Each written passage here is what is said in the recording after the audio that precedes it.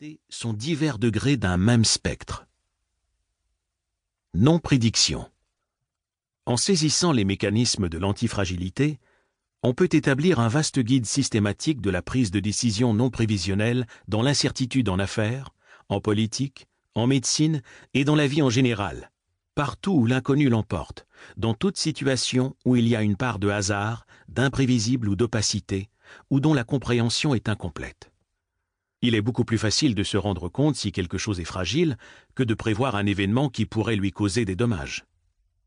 On peut mesurer la fragilité. Le risque n'est pas mesurable, hormis par les casinos ou les intelligences des gens qui se qualifient d'experts du risque.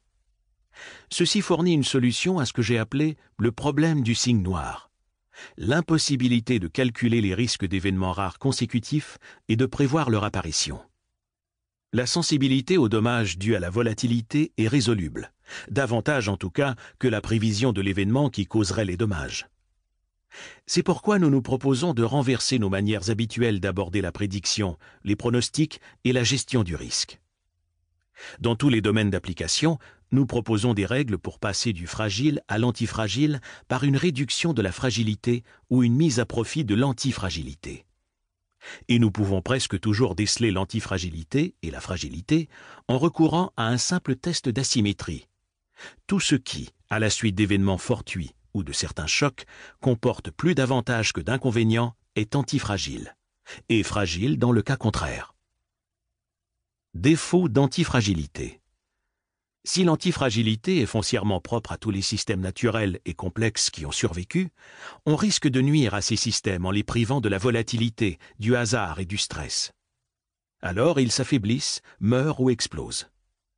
Nous avons fragilisé l'économie, notre santé, notre vie politique, notre éducation, presque tout, en maîtrisant le hasard et la volatilité.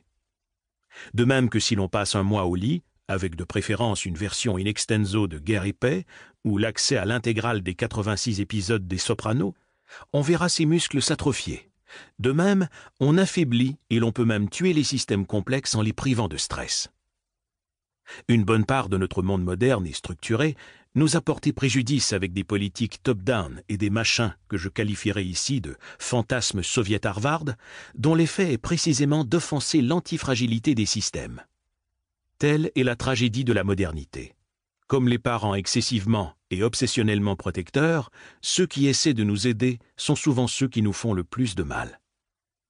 Si presque tout ce qui est top-down fragilise et entrave l'antifragilité et la croissance, tout ce qui est bottom-up prospère sous une juste quantité de stress et de désordre.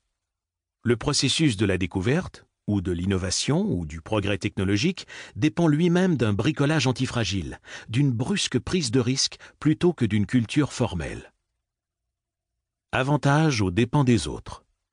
Ce qui nous conduit au plus grand facteur de fragilisation de la société et au plus grand générateur de crise, l'absence d'intérêt en jeu.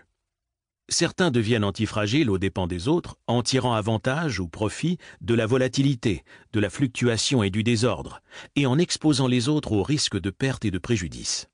Et cette antifragilité aux dépens de la fragilité des autres est dissimulée. Les cercles intellectuels, soviet-Harvard, étant aveugles à l'antifragilité, cette asymétrie est rarement identifiée et n'a jamais été enseignée, jusqu'à présent.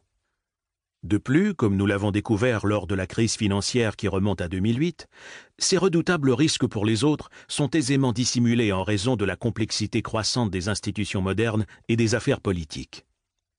Alors qu'autrefois les personnes de haut rang étaient celles et seulement celles qui couraient des risques et subissaient les inconvénients de leurs actes, et les héros ceux qui le faisaient pour l'amour des autres, c'est l'inverse exact qui a lieu aujourd'hui. Nous assistons à l'essor d'une nouvelle classe d'anti-héros, bureaucrates, banquiers, membres de l'IAND, International Association of Name Droppers, l'association internationale des personnes qui énumèrent des noms de gens en vue qu'ils ont rencontrés, qui participent au forum de Davos, et universitaires ayant un trop grand pouvoir, sans véritable inconvénient ni responsabilité. Ils mettent le système en jeu, tandis que les citoyens paient la note. À aucun moment de l'histoire, autant de preneurs de non-risques, tous ceux qui ne s'exposent pas personnellement, n'ont exercé une telle emprise. La principale règle éthique est la suivante.